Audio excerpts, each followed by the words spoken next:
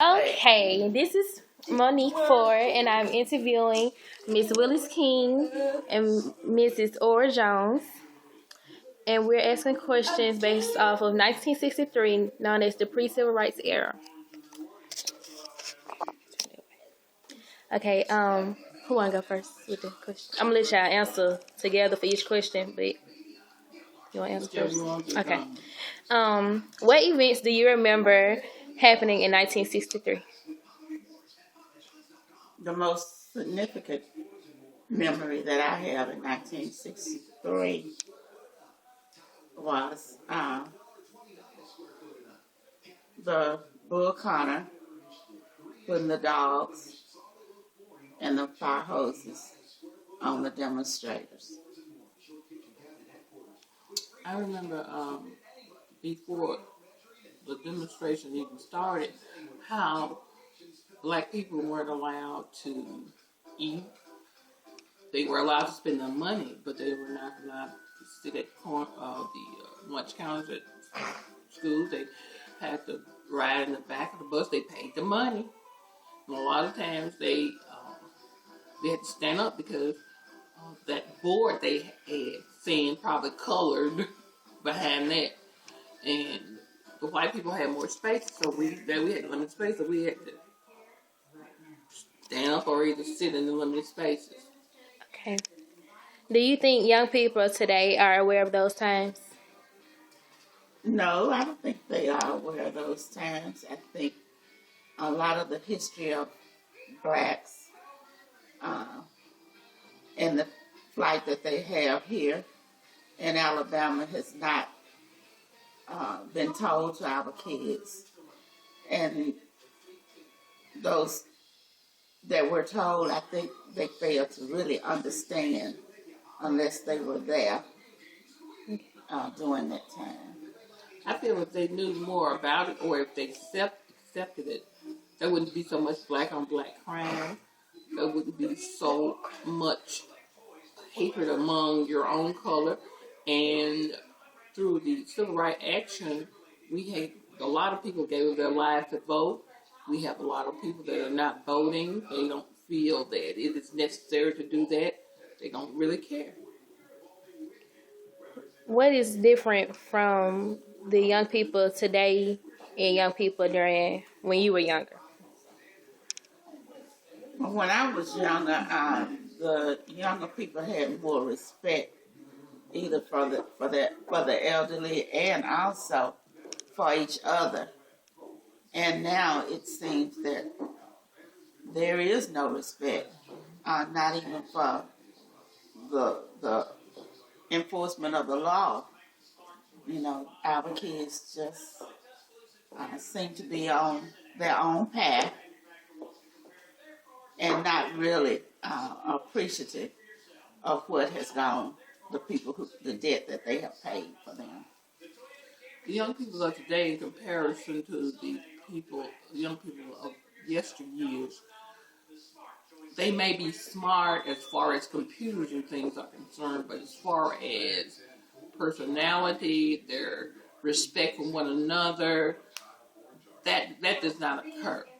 Uh, it's Mrs. Jones previously said, they have no respect. You have some now. I'm not going to say all young people are like that. You have some.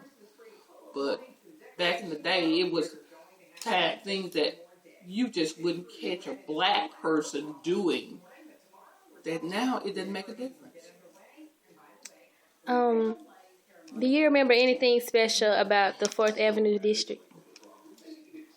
Well, I remember when there were a lot of black businesses, there were black theaters, and those were the district that we, as black people, could go and enjoy. But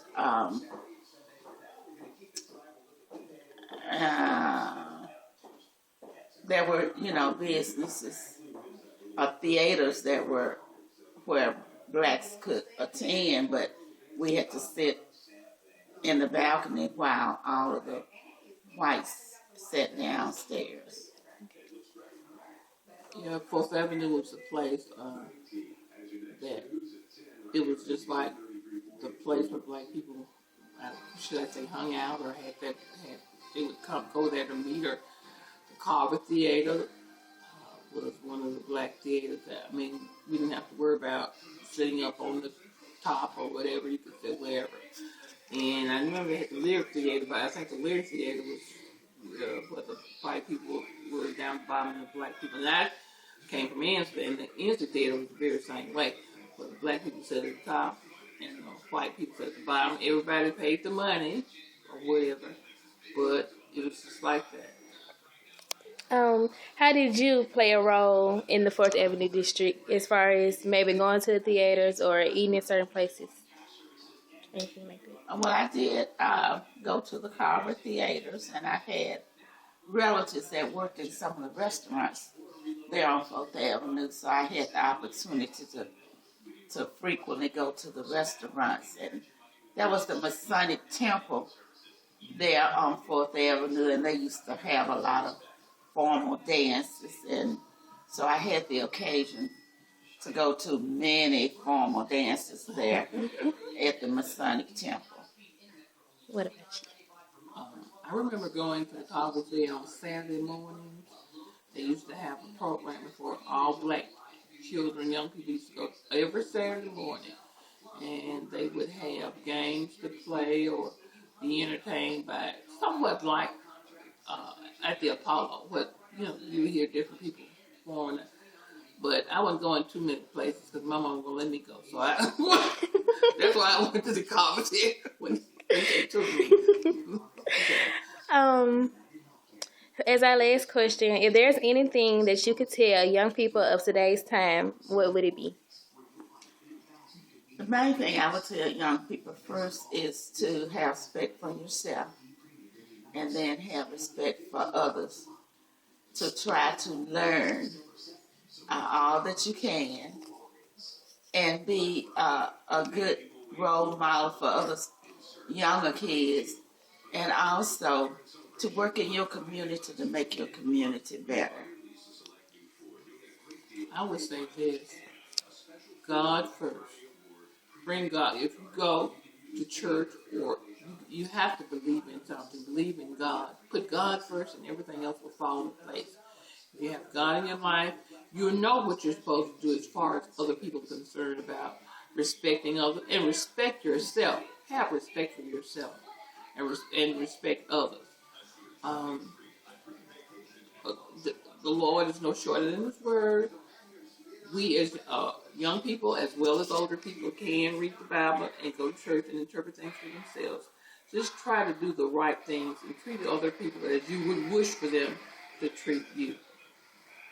Okay, I would like to thank you for participating in this interview, and those who are listening, I hope that it has impacted your lives in some way. Thank you.